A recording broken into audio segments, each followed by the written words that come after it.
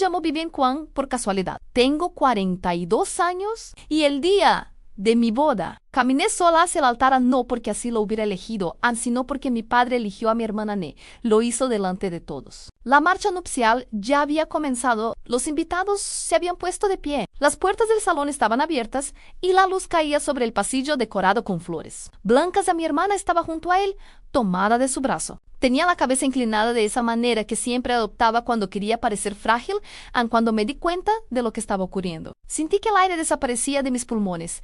Intenté avanzar, pero mi madre me sujetó la muñeca. Su agarre fue más fuerte de lo que esperaba. Está pasando por una ruptura muy difícil, susurró. No hagas esto más complicado, no hagas esto más complicado. Aquellas palabras me atravesaron como una cuchilla. Allí estaba yo con mi vestido de novia, con un ramo de peonías blancas entre las manos Shola, mientras mi padre acompañaba a otra persona al altar.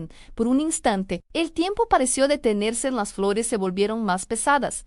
El ruido de la música se volvió distante y sentí algo que conocía demasiado bien, la sensación de no ser la elegida, la sensación de estar otra vez en segundo lugar. Entonces ocurrió algo inesperado. Un hombre salió silenciosamente desde el extremo del corredor. No lo reconocí, tendría unos 50 y tantos años. El cabello comenzaba a encanecer en las sienes. En las sienes llevaba un traje oscuro que parecía nuevo, como si hubiera sido comprado especialmente para aquella ocasión. No dijo una sola palabra.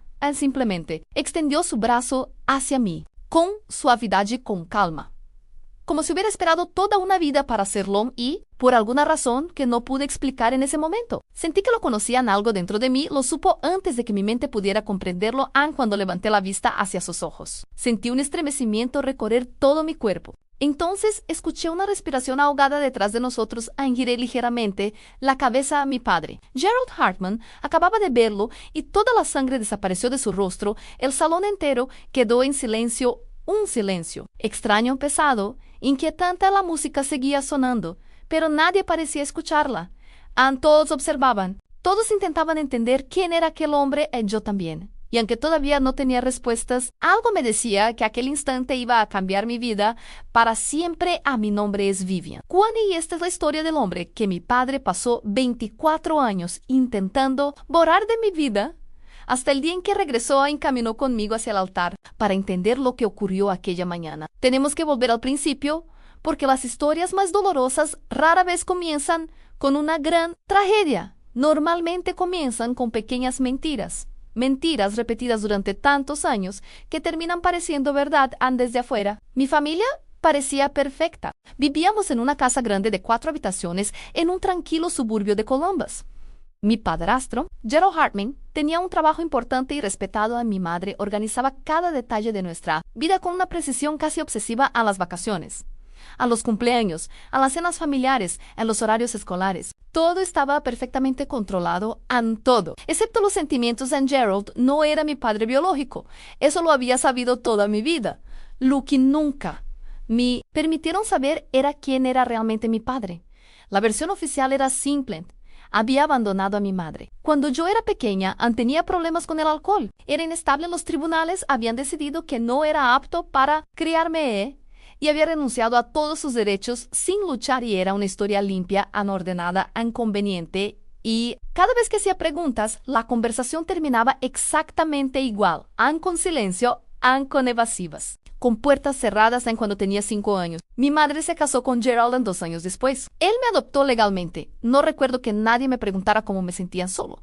Recuerdo que me dijeron que debía estar agradecida. Después nació mi hermana Anne y fue entonces cuando empecé a notar algo que tardaría muchos años en comprender por completo. Ella era amada. Yo era administrada. No odiada, no maltratada, simplemente gestionada como si mi presencia fuera una responsabilidad, mientras que la suya era una alegría. Gerald sonreía más cuando ella estaba cerca. A mi madre parecía más feliz. Y poco a poco fui entendiendo que ocupábamos lugares diferentes dentro de la misma familia. Ella era el centro, yo era el recordatorio de algo que nadie quería mencionar a Ney. A los 18 años, me fui a estudiar enfermería en Ney. Nunca regresé. A vivir allí no fue una decisión dramática, simplemente parecía inevitable. Como si todos supiéramos que aquel ya no era mi lugar. Construí una nueva vida en Cincinnati. Me convertí en enfermera de cuidados intensivos. Aprendí a mantener la calma cuando todo se derrumba. Aprendí a leer el dolor en los rostros de los demás. Aprendí a sostener la mano de alguien sin convertir su sufrimiento en algo mío, pero la verdad es que muchas de esas lecciones las había aprendido mucho antes de entrar a un hospital. Las había aprendido en casa. Continué visitando a mi familia en Navidad. Llamaba en los cumpleaños. Mantenía lo que mi madre llamaba una relación cercana y lo que yo llamaba una distancia cuidadosamente calculada, la suficiente para mantener la paz, no tanta como para volver a ahogarme. Entonces conocí a Bennett Marsh. Por primera vez en mi vida, alguien me hizo sentir que no tenía que fingir que estaba bien. Bennett Marsh era defensor público. Tenía una paciencia que rozaba lo imposible. Escuchaba con atención, observaba detalles que nadie más veía y tenía la extraña costumbre de asegurarse de que todas las personas en una habitación estuvieran bien antes de pensar en sí mismo. Me hizo reír, pero más importante aún, me hizo sentir segura. Con él no tenía que fingir, no tenía que demostrar que era fuerte y no tenía que actuar como si nada me afectara. Simplemente podía ser yo. Estuvimos juntos durante 2 años antes de que me pidiera matrimonio. Lo hizo una mañana de domingo, en nuestra cocina sin público, sin espectáculos, sin fotógrafos escondidos. En solo él, un anillo y una tranquilidad tan profunda que parecía una promesa. Dije que sí, inmediatamente pensé que lo más difícil ya había pasado. Estaba equivocada. Los problemas comenzaron cuando empezó la organización de la boda a mi madre. Se ofreció a ayudar con entusiasmo. Gerald ofreció pagar el salón. Al principio parecía un gesto generoso, hasta que entendí que aquello significaba que quería opinar sobre cada decisión, cada detalle y cada cambio. Cada gasto. Mi hermana también asumió rápidamente que tendría un papel importante. Primero pensó que sería dama de honor, después actuó como si fuera la dama de honor principal. Finalmente comenzó a comportarse como una segunda organizadora de la boda. Acepté más cosas de las que debería haber aceptado. Era una costumbre adquirida después de toda una vida intentando mantener la paz. Sin embargo, hubo algo que decidí conservar para mí, una única cosa. Una petición. Le pedí a Gerald que me acompañara al altar en nada más solo. Eso recuerdo perfectamente aquel momento. Estábamos en su cocina. Él sostenía un vaso de whisky y cuando se lo pregunté, respondió sin dudar. Claro que sí, sin condiciones, sin preguntas, sin reservas. Por un instante pareció exactamente el padre que llevaba 30 años, intentando creer que tenía y construí toda mi boda alrededor de aquella respuesta en todo, porque significaba más para mí de lo que estaba dispuesta a admitir. Bennett conocía mi historia mejor que nadie. Sabía cómo había sido crecer en aquella familia, sabía de mis silencios, de mis dudas, de mis heridas, y siempre escuchaba sin intentar arreglar nada. Simplemente estaba presente. Pero durante las semanas previas a la boda, empecé a notar algo extraño. Cada vez que hablábamos de mi familia, aparecía una expresión diferente en su rostro, una quietud extraña, como si estuviera sosteniendo algo que no sabía cómo decir. Le pregunté varias veces, ¿qué ocurre? Él siempre respondía igual, nada, solo te amo. Yo lo dejaba pasar y tenía demasiadas cosas en la cabeza para insistir. No sabía que estaba guardando un secreto enorme hasta entonces. Todo lo que sabía sobre mi padre biológico podía resumirse en una sola palabra. Thomas Hale. Escuché ese nombre una única vez cuando era niña. Tenía 9 años. Estaba buscando unas tijeras en un armario del pasillo cuando encontré un sobre amarillo. Tenía una dirección que no reconocía y estaba dirigido a mi madre. La letra era desconocida. Antes de que pudiera leer más, Gerald apareció, tomó el sobre de mis manos con absoluta rapidez. No gritó, no se enfadó, simplemente me miró. Eso no es para ti, nada más antes. Pues desapareció con el sobre ni nunca volví a verlo. En aquella noche pregunté quién era. Thomas Hale. Mi madre respondió sin levantar la vista. No era nadie. Lo dijo de una manera muy particular, como si incluso pronunciar aquel nombre fuera demasiado como si darle importancia fuera un error. A los 14 años volví a preguntar a Nesta. ¿Ves? Insistía. Nos sentamos frente a frente en la mesa de la cocina. Ella suspiró profundamente y me contó la misma historia, en que mi padre biológico había sido un hombre problemático, aunque había tomado malas decisiones, aunque los tribunales habían determinado lo mejor para mí, que Gerald era mi verdadero padre, y que eso era lo único importante, y no fue cruel, y no fue agresiva. Simplemente estaba cerrada como alguien que llevaba demasiados años cerrando puertas, así que dejé de preguntar. Durante mucho tiempo creía aquella versión no porque fuera convincente, sino porque era la única que tenía. La verdad era completamente diferente y tardaría más de 3 décadas en descubrir la Thomas Hale y mi madre se conocieron a principios de los años 90. Estuvieron juntos durante 3 años en una relación tranquila, sencilla, feliz, no. De esas historias espectaculares que aparecen en las películas, sino del tipo de amor que funciona precisamente porque es normal muchos años después. Mi madre me confesó algo, me dijo que había amado a Thomas sinceramente, sin reservas, sin excusas. Fue una de las declaraciones más honestas que le escuché en toda mi vida. Yo nací en 1994 y Thomas estuvo presente desde el primer día. Él no era un hombre perfecto, pero era un padre comprometido. Construyó mi cuna con sus propias manos. Pasó un fin de semana entero armándola pieza por pieza. Nunca supe ese detalle. Hasta que cumplí 31 años, cuando mis padres se separaron, yo tenía casi 2 años. Thomas siguió apareciendo, seguía buscándome, seguía cumpliendo en cada viernes. Atravesaba la ciudad para pasar tiempo conmigo.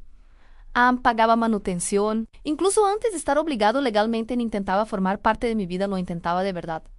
Entonces apareció Gerald Hartman y todo comenzó a cambiar. A mi madre tenía 27 años. Estaba sola en Kansadani, criando a una niña pequeña en Gerald. Hartman apareció en ese momento exacto, seguro de sí mismo, atento y encantador. Hablaba del futuro como si pudiera verlo con absoluta claridad.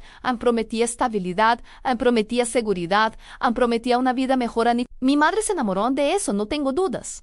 Lo que ahora me cuesta creer es que entendiera hasta dónde estaba dispuesto a llegar. Cuando yo tenía 6 años, Gerald inició una batalla legal para obtener mi custodia completa. La razón oficial era simple. Afirmó que Thomas Hale no era apto para ser padre.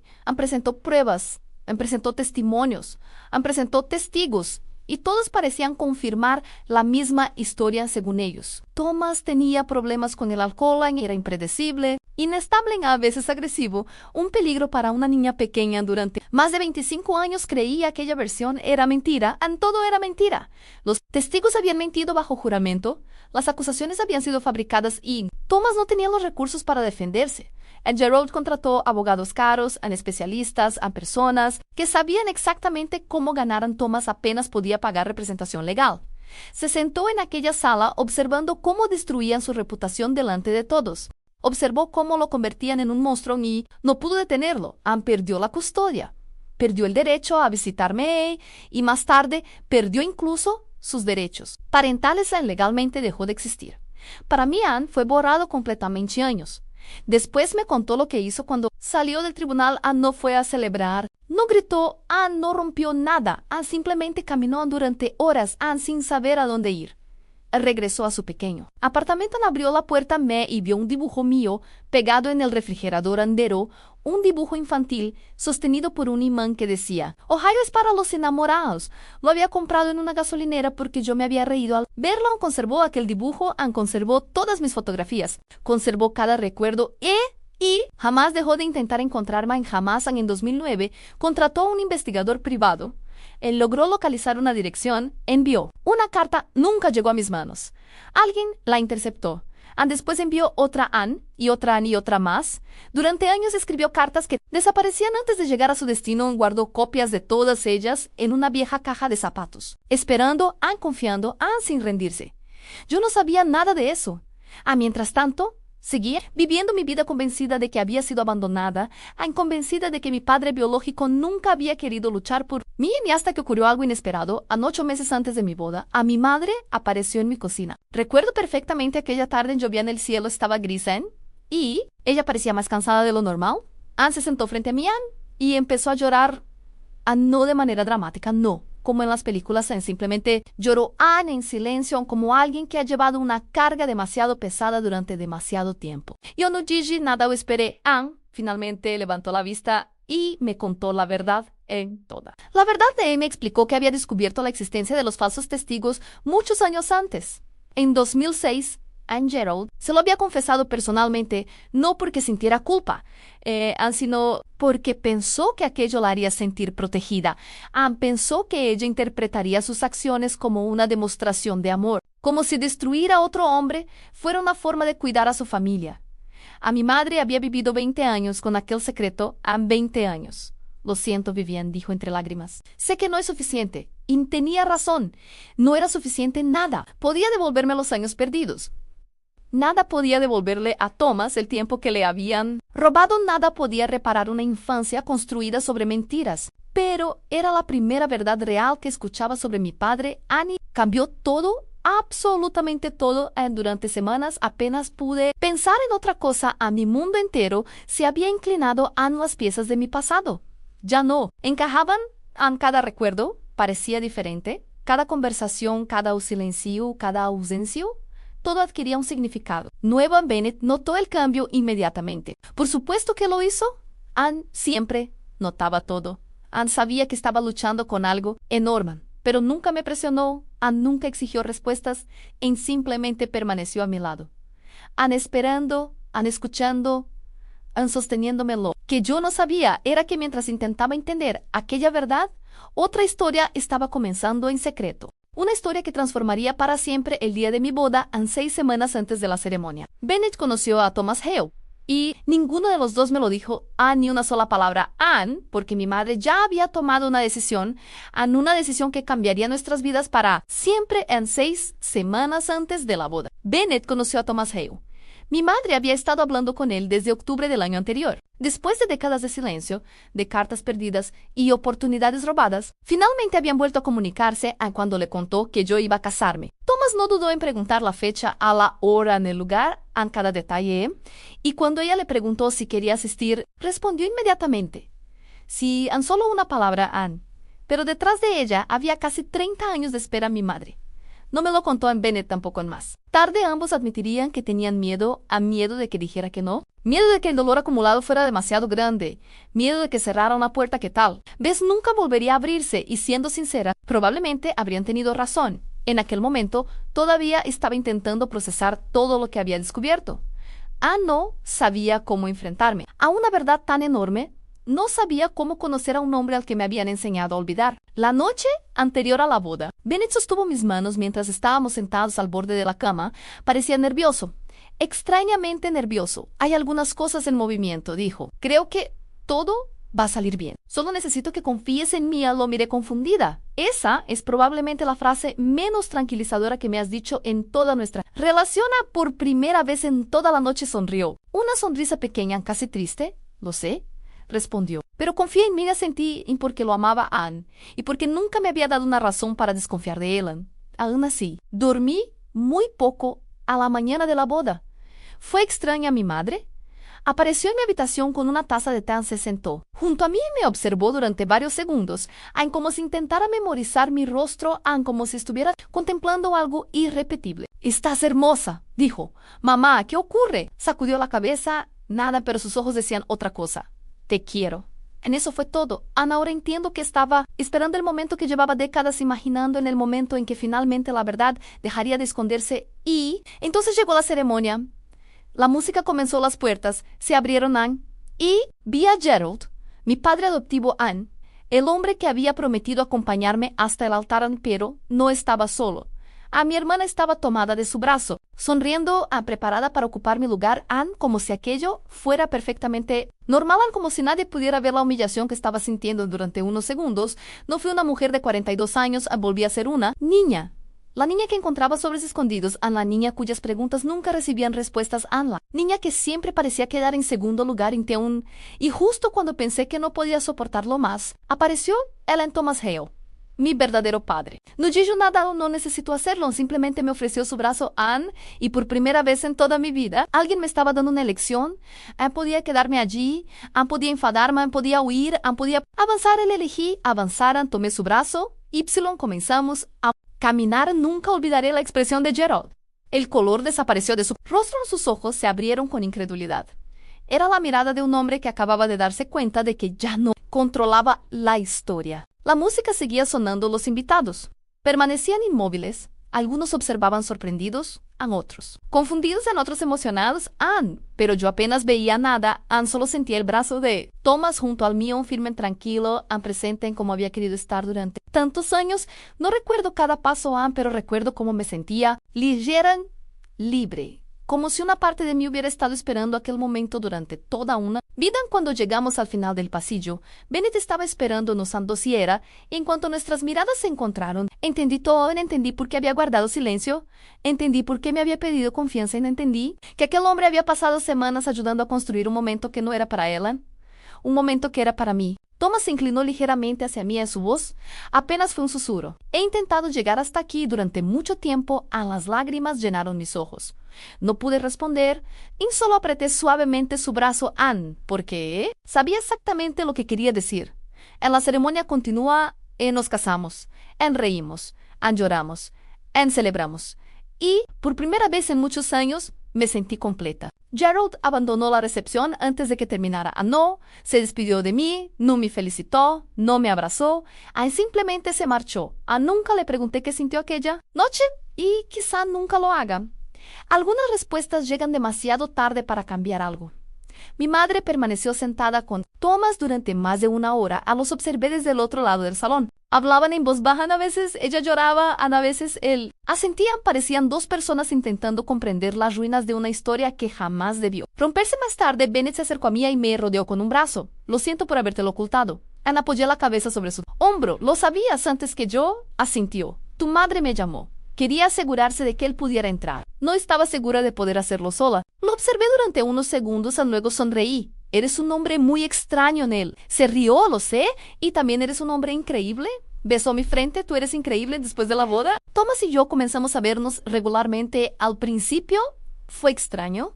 ¿Cómo recuperas 29 años perdidos? ¿Cómo construyes una relación cuando la Mayo era parte de tu historia? Ya ocurrió sin ella. La respuesta es sencilla: no la recuperas, no puedes. Pero puedes empezar desde donde estás. Y eso fue exactamente lo que hicimos. Tomábamos café, conversábamos durante horas, compartíamos fotografías, historias, recuerdos, silencios. En nuestra segunda reunión sacó una funda transparente de una carpeta, la colocó sobre la mesa y la empujó suavemente hacia mí. Era mi dibujo, aquel dibujo infantil que había permanecido décadas pegado a un refrigerador en una casa. Un sol en una esquina, dos figuras de palitos frente a la puerta, una pequeña, una grande, debajo. Escrito con mi letra torcida de niña, aparecían dos palabras. Mi papá y Thomas había conservado aquel dibujo durante casi 30 años y en ese instante comprendí algo: nunca me había abandonado. Nunca dejó de buscarme, nunca dejó de quererme. Le habían robado el derecho de ser mi padre. Pero jamás lograron arrancarme de su corazón. Por eso cuento esta historia, no porque tenga un final perfecto. No lo tiene, Ainai. Heridas que nunca desaparecen por completo. Ainai, años que nadie puede devolver. Ainai, preguntas que probablemente jamás tendrán respuesta. Pero también existe la verdad, y la verdad tiene una forma curiosa de abrirse camino. Puede tardar años, décadas, incluso puede llegar tarde, puede aparecer cuando ya has perdido la esperanza, pero cuando finalmente llega, no necesita permiso, no necesita invitación.